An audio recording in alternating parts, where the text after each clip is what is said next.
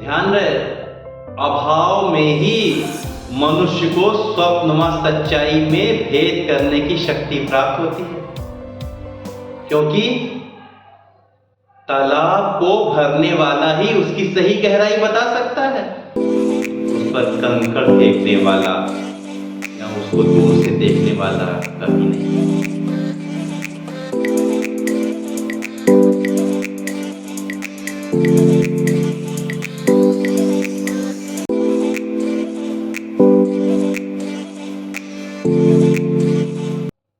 इस पुस्तक का 10वां पाठ है स्वप्नमा सच्चाई में भेद।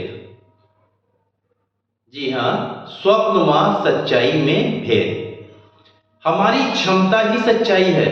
इसके अतिरिक्त संसार में हर प्रकार की कामना एक स्वप्न से बढ़कर और कुछ भी नहीं।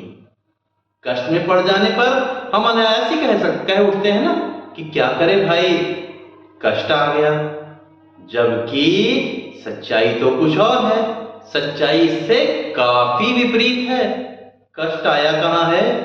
कष्ट तक तो हम खुद जलकर गए हैं। कैसे? हमने स्वयं को भौतिकता के जाल में ऐसा उलझा लिया है कि अब निकलना असंभव सा प्रतीत हो रहा है। हम स्वप्न और सच्चाई में भेद करना भूल गए थे। हृदय को मस्तिष्क से अधिक महत्वपूर्ण माना। हमने इतिहास से कभी कुछ नहीं सीखा, अपने पूर्वजों के अनुभवों का उपहास किया। परिणाम आज हमारे सामने है कि हम प्राकृतिक प्रदत्त चीजों के लिए भी, जैसे वायु है या जल है, उसके लिए भी मोहताज हो रहे हैं। हमारी आंतरिक चेतना कहीं विलुप्त हो गई है। मानसिक शांति क्या होती है यह हमें पता ही नहीं, क्योंकि एक आवश्यकता के पूर्ण होते ही दूसरी आवश्यकता के लिए हमारा शरीर छटपटाने लगता है। निसंदेह स्वप्न देखना सुखद अनुभव है, किंतु उसे साकार करने के लिए प्रयत्नशील होना सचमुच एक जागृत इंसान की पहचान है। किंतु उसे साकार करने के लिए अवांछित व अमानवीय विधियों का प्रयोग करना हमारे अंतर्मन को घायल करता है, हमारी आंतरिक शांति को भंग करता है, हमें दिन रात एक ही उलझन में उलझाए रखता है कि क्या हम उस उपलब्धि को कायम रख पाएंगे जिसके लिए हमने इतने दांव पेच खेले। हमें खुद पर ही संदेह होने लगता है ना, और उसके खोने का भय हमें हमेशा बना रहता है। नकल करके सफल होने वाले व मेहनत करके सफल होने वाले परीक्षार्थी में यही अंतर है। जब जनसामान्य की दृष्टि में तो सफल दोनों ही कहलाते हैं, किंतु नकल करने वाला स्वयं की दृष्टि में ही असफल है। उसका अंतर्मन अशांत है और यह बात रह रहकर के उसे कोस रही है कि ये उसकी मेहनत का फल नहीं है। अब आप समझ गए होंगे ना कि मैं किस बात पर जोर दे रहा हूं। आप अपनी कल्पनाओं को पूरा करने का प्रयास कीजिए, लेकिन विवेक के साथ चलते हुए। ऐसे में अगर आप असफल भी हो गए तो भी उस असफलता की प्रक्रिया के मध्य मिलने वाले अनुभव आपके बहुत काम आएंगे। असफलताओं से ही तो सफलता का मार्ग प्रशस्त होता है। लंबी असफलताओं के मिलने के बाद जो सफलता हमें प्राप्त होती है वो सुख संसार की हर दौलत से बड़ा है। जो सुख हमको असफलताओं के से क्रॉस करने के बाद जो सफलता मिलेगी वो संसार की हर दौलत से बड़ा है। मैंने जब इस पुस्तक को लिखने की शुरुआत की थी ना, तो कभी सोचा भी नहीं था कि इसका फायदा लाखों लोगों को मिलेगा, क्योंकि लेखन एक शौक के रूप में था और गरीबी शरीर के साथ चिपटी चमड़ी के रूप में। सुनने को समाज के ताने थे, क्योंकि जब तक लेखक की कोई रचना प्रकाशित नहीं होती तब तक वह संसार का सबसे निकम्मा और तुच्छ व्यक्ति होता है, जिसका बोझ सारे संसार को महसूस होता है। पारिवारिक सहयोग तो उसके लिए दूर की कौड़ी होता है, और कर्ज का बोझ कर्ज का बोझ उसके लिए परंपरा होती है, जिसकी सोच का लोग मजाक उड़ाते हैं और जिसके हालात पर दोस्त और परिवार के लोग हंसते हैं।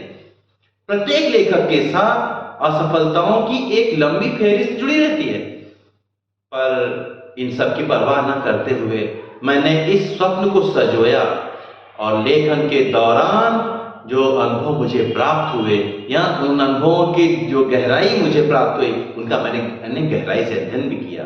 और जब इस सच्चाई से अवगत हो गया कि मेरे इस कार्य को लोग पसंद करेंगे, तो मैंने आप तक इस रचना को प्रस्तुत करने का प्रयास किया।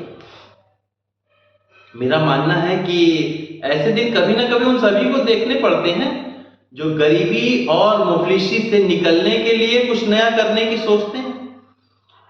एक निर्धन परिवार में जन्म लेने के कारण रोटी को पहले, जी हाँ, रोटी को पहले प्राथमिकताएं दी जाती हैं और ऐसे कार्यों को करने पर जोर दिया जाता है जिससे घर का बोझ थोड़ा हल्का हो सके।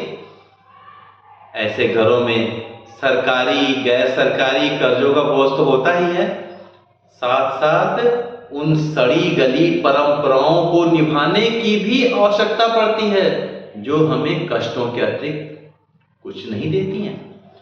स्वयं के लिए नहीं ना सही, पर घर की महिलाओं बच्चों को तो समझाना मुश्किल होता है, जिनके लिए जल व बिजली का भागता हुआ मीटर, राशन की दुकान का बढ़ता हुआ बिल, स्कूलों की बढ़ती हुई फीस, वहाँ किताबों का मूल्य, ट्यूशन का खर्च और मेहमान नवाजों के खर्च से कोई लेना देना नहीं होता है। उनसे निपटने का सारा दायित्व उस एक अकेले पर होता है जिसे घर का गृह स्वामी कहा जाता है या मुखिया कहा जाता है। आप जहां भी असफल होते हैं वहीं तंज और तानों का दौर शुरू होता है। ये तानों की बाण कभी कभी तो इतने घातक होते हैं कि आप ईश्वर से यही प्रश्न करने लगते हैं कि हे ईश्वर, मुझे इस धरती से उठा ले, तूने मुझे यहां भेजा ही क्यों था? तूने मुझे इस धरती पर क्या बनाने के लिए भेजा था और मैं क्या बन गया? ये बता, मेरा अस्तित्व क्या है? मेरा अस्तित्व कहां है? मैं उन बच्चों का दर्द भी समझता हूं और उनके हौसलों को सलाम करता हूं जो इन मुश्किल हालातों में कुछ कर गुजरने की सोचते हैं, जिनके हॉस्टल या किराए के कमरे में ना तो रहने खाने की ठीक से व्यवस्था होती है और ना ही पढ़ाई का सही माहौल। फिर भी अगर वो कुछ करने व कुछ बनने का सपना संजोते हैं तो निश्चय ही सफलता उनके आगे झुकती ही है और झुकना ही पड़ता है। ऐसे बच्चों से मेरा एक ही कहना है, आपका संघर्ष काफी लंबा हो सकता है। जी हाँ, आपका संघर्ष काफी लंबा हो सकता है, पर आपकी सफलता संदिग्ध कभी नहीं हो सकती। जी हाँ, आपकी सफलता संदिग्ध नहीं हो सकती। कष्ट तो कदम कदम पर हैं और चुनौतियां भी कम नहीं। कष्ट तो कदम कदम पर हैं और चुनौतियां भी कम नहीं। कष्ट तो कदम कदम पर हैं और चुनौतियां भी कम नहीं। घबरा के कभी ना कहना कि और चल सकते हम नहीं। हाथों में लकीरें नहीं खुदा बनने की तो क्या हुआ? हाथों में लकीरें नहीं खुदा बनने की तो क्या हुआ? ऐ दोस्त, मेरी नजरों में तू धरती पर खुदा से कम नहीं। यही हमारे धीरज की पराकाष्ठा होती है जो हमें खरा सोना बना देती है। जो इन दिनों से नहीं गुजरा, वास्तव में वह आधा ही जीवन जिया, क्योंकि जल का मोल अपने हाथों से कुआं खोद कर प्यास बुझाने वाला ही जानता है। जिन्होंने कभी गरीबी नहीं देखी, जिन्होंने कभी संघर्ष नहीं किया, वो स्वप्नुमा सच्चाई में भेद कर ही नहीं सकते, क्योंकि उन्हें उस कष्ट का एहसास ही नहीं है जो हमारे मजदूर भाई देश के विकास के मॉडल को तैयार करने में उठाते हैं। और जरा सी गलती होने पर हम उन्हें गालियों में जलालत ठोकने लग जाते हैं। वो किसान जो सबका पेट भरने में अपना जीवन समर्पण कर देते हैं, पर हम उन्हें फसल की बर्बादी पर आत्महत्या करने के लिए छोड़ देते हैं। मुआवजे के नाम पर उनके जले पर नमक छिड़का जाता है। जहां लाखों की फसलें बर्बाद होती हैं, वहां 200 वहां 400 रुपए का मुआवजा उनको प्रदान किया जाता है। और कभी कभी तो वो भी नहीं प्रदान किया जाता। ऐसे घरों के बच्चे जब अपने माहौल से छटपटा करके घर से बाहर निकलते हैं, तो मंजिलें उनकी ओर दोनों हाथ पसारे हुए खड़ी रहती है, क्योंकि उन्हें स्वप्न व सच्चाई में भेद करना अच्छी तरह से आ जाता है। किंतु ध्यान रहे, यहां भी सफलता अपनी शर्त कायम रखती है, और वह है उनके मन का भटकाव। क्योंकि अगर मन जरा सा भी भटक गया ना, तो आप विश्वास कीजिए, जो आपसे सबसे पहले रुष्ट होगी वो क्या है? वो है आपकी सफलता, आपकी कामयाबी। जी हाँ, वही सबसे पहले रुष्ट हो जाएगी। और जो एक बार रुष्ट हो गई, दोबारा कभी वापस नहीं आएगी, और आप पुनः उसी हालत में लौट जाएंगे जहां से आपने चलना प्रारंभ किया था। आइए बताएं क्यों? जैसा कि हम सभी जानते हैं ना, कि संसार अपेक्षाओं का दास है। यहां सबसे पहले हमसे हमारे परिवार की, फिर समाज की, फिर देश की अपेक्षा जुड़ी रहती है।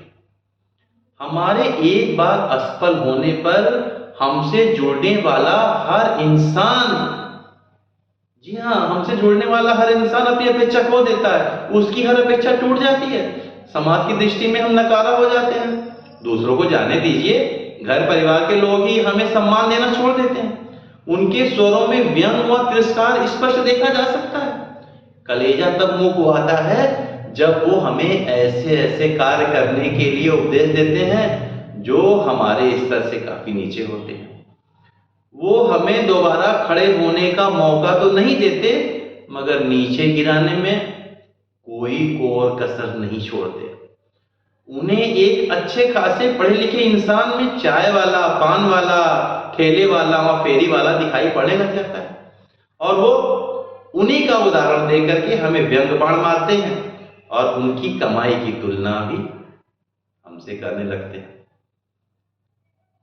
ऐसा कहकर के मैं उन लोगों का अपमान नहीं कर रहा हूं, क्योंकि हमारे समाज में उन गरीब भाइयों की अपनी जगह है, और उनके महत्व को कम करके आंकना मेरी सबसे बड़ी भूल होगी, क्योंकि वो भी लाखों करोड़ों लोगों की आवश्यकता पूरी करने में अपना महत्वपूर्ण योगदान देते हैं। किंतु वो क्षमतावान युवा जो एक बार असफल हो गए, उनकी क्षमता को भी इतना छोटा करके आंकना,